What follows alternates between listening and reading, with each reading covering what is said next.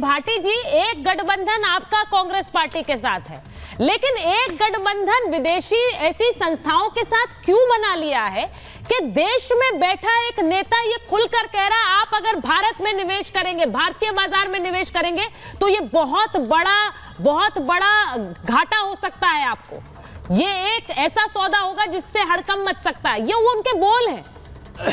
भारतीय बाजार में निवेश न करने के लिए कह रहे हैं वो लोगों को, राहुल गांधी। देखिए, आज के समय में सुचरिता जी, भारतीय राजनीति का मुख्य बिंदु, मुख्य फोकस भारतीय अर्थव्यवस्था है। बिल्कुल। भारतीय अर्थव्यवस्था में जो असमानता है कि भारत में कुछ लोग लगातार उनकी आय बढ़ती जा रही है, उनकी संपत्ति बढ़ती जा रही है, और देश के 80-90 करोड़ लोग लगातार गरीब होते जा रहे हैं। उनकी ये हालत होती जा रही है कि वो खाना तक नहीं खरीद पा रहे हैं, उन्हें सरकार को फ्री राशन देना पड़ रहा है।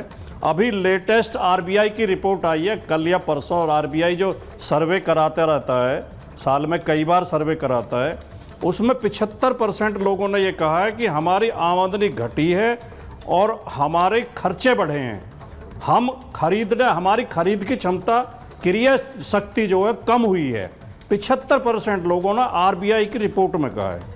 पीछे एक और इकोनॉमिक सर्वे आया था, उसमें बताया गया था कि देश की 22% प्रॉपर्टी 1% लोग मालिक हैं उसके, 22% प्रॉपर्टी 1% लोगों के पास है, और नीचे का जो 50% तबका है उसके पास केवल 15% प्रॉपर्टी है। नहीं तो इसलिए देश के विपक्ष के नेता कहेंगे कि भारतीय बाजार में आप इन्वेस्ट मत करिए क्योंकि वहां खतरा है। आप ये कह रहे हैं कि इसी वजह से LOP, leader of opposition party, कह रहे हैं कि मेरा ये दायित्व है कि भारतीय बाजार में आप मत निवेश करिए क्योंकि आपके लिए बहुत बड़ा खतरा हो सकता है। आप इसे डिफेंड कर रहे हैं भाटी जी। मैं आपके सवाल का जवाब दे रहा हूं, थोड़ी मैंने भूमिका समझाई है ताकि लोगों की समझ में आ जाए। अब इस स्थिति में किसी उद्योगपति पर सवाल उठाते हैं तो भारत के खिलाफ हो गया, किसी उद्योगपति के घपले घोटालों पर सवाल उठाना देश का विरोध कैसे है? नहीं, किसी आर्थिक स्थिति पर सवाल उठाते हैं, मत उठाओ। और मीडिया ने एक काम ले लिया है, मीडिया का एक काम है, विपक्ष कितना ही बढ़िया बात कहे, मीडिया को उसे देशद्रोही सिद्ध करना बहुत बढ़िया है। भाटी जी बहुत बढ़िया, आपकी बात बहुत बढ़िया है। देखिए बहुत सम्मान के साथ, मैं बहुत सम्मान के साथ आपको रोक रही हूँ। हमें तो आप बोलने भी नहीं देते। अरे क्यों नहीं बोलने देती हूँ आपको? इतना आप बोल रहे हैं तभी आप नहीं, आपने इतनी बड़ी भूमिका बनाई, मुद्दे सवाल पर आने से पहले आपने पूरा बोला, सब लोगों ने सुना, फिर आप कह रहे हैं बोलने नहीं देते। अब ये भी अपने आप में देख लीजिए कॉन्ट्रडिक्शन, दर्शक भी देख रहे हैं, मैं तो नहीं कुछ कह रही।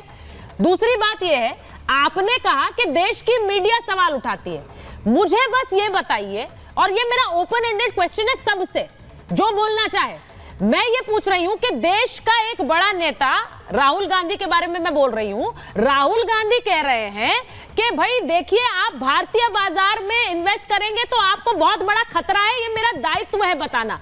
क्या मैं इसे देश को आगे बढ़ाने वाला बयान मानूं कि वो भारतीय बाजार में निवेश करने से लोगों को खतरा दिखा रहे हैं? अवधेश जी जरा मुझे बता दीजिए, आप सवाल उठाइए, आपको अडानी पर उठाना है अडानी पर उठाइए, आपको जिस पर उठाना उठाइए, आप तो वो करते ही आए हैं, वो सवाल वाजिब है आपके, आप उठाइए।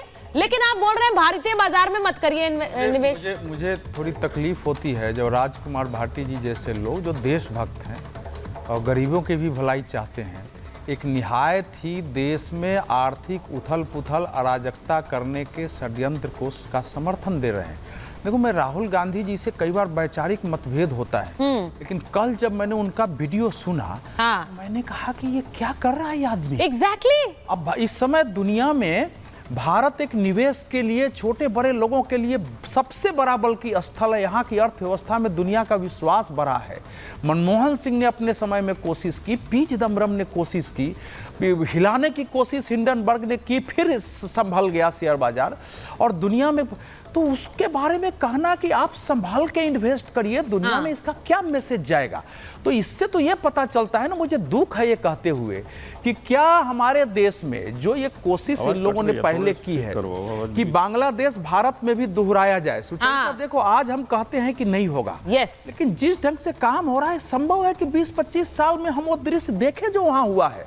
आज वहां की इकोनॉमी की हालत ये हो गई है कि पहले तो इकोनॉमी का अटैक ही था ना भाई, और क्या था वो। अब ये जो कोई नेता कहे उसके बारे में आप डिस्पैरिटी की बात ले आती हैं, वो एक विषय है, उस पर चिंता होनी चाहिए। हालांकि रिजर्व बैंक ऑफ इंडिया का जो हाउस होल्ड सर्वे है वो नहीं कहता है, उसमें मैक्सिमम 75% लोगों ने इन्फ्लेशन बढ़ने के प्रति जो है नहीं। और अवधेश जी वो भी बता दूं, महंगाई के मोर्चे पर 5 साल में सबसे निचले स्तर पर आइए ये बड़ी खबर है, ये भी जरा अपने दर्शकों को बताना जरूरी है। 3.5%, लेकिन फिर भी मान लो 5.2 से घटकर 3.54। जो राजकुमार जी कह रहे हैं, इकोनॉमी में उसका अर्थ बदल जाता है कि व्यक्ति का परचेजिंग पावर घटने का अर्थ दूसरा हो जाता है। और इन्फ्लेशन से हम परेशान हैं, ये दोनों दो विषय हो जाते हैं अर्थशास्त्र में। तो भारत के लोगों की परचेजिंग पावर बढ़ी है, ये दुनिया के सारे सर्वे कह रहे हैं। ठीक है, तो गरीबी पर बात करना, गरीबी जो है 25 करोड़ घटा है पिछले 10 वर्षों में, ये भी रिपोर्ट है।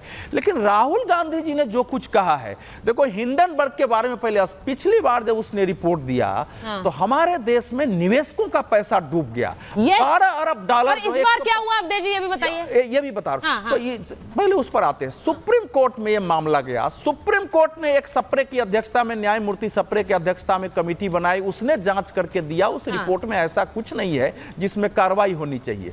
सेबी को जांच करने के लिए दिया, सेबी ने हिंडनबर्ग को नोटिस जारी किया कि आप ये जानकारी दीजिए। आज तक हिंडनबर्ग ने हमारे सेबी को जवाब नहीं दिया है। मैं एक बार जरा, लेकिन उस विषय को हमारे यहाँ उठा के अंतिम लाइन कि इस बार शेयर मार्केट संभला हुआ है, क्योंकि पिछली बार जो है भयावह हो गए थे, लोग समझ नहीं पाए थे। क्योंकि लोग भी शेयर मार्केट जिस ढंग से रिएक्ट किया है वो फैक्ट है, ये रिपोर्ट गलत है। लोग ये समझ रहे हैं कि इस तरह के रिपोर्ट्स और जिस तरह जिसके बारे में हिंडनबर्ग के बारे में आपने भी बताया, हमने भी शुरुआत में बात की, सिद्धार्थ जी बता रहे हैं, जिसका काम ये कि आप किस तरह एक कंपनी की छवि खराब करिए, फिर उसके बाद शेयर्स खरीदिए, फिर उनके इन्फ्लेटेड प्राइसेस से मुनाफा कमाइए, ये काम करने वाली कंपनी, और उसके बाद उस पर ही सवाल उठ रहे हैं वरुण जी।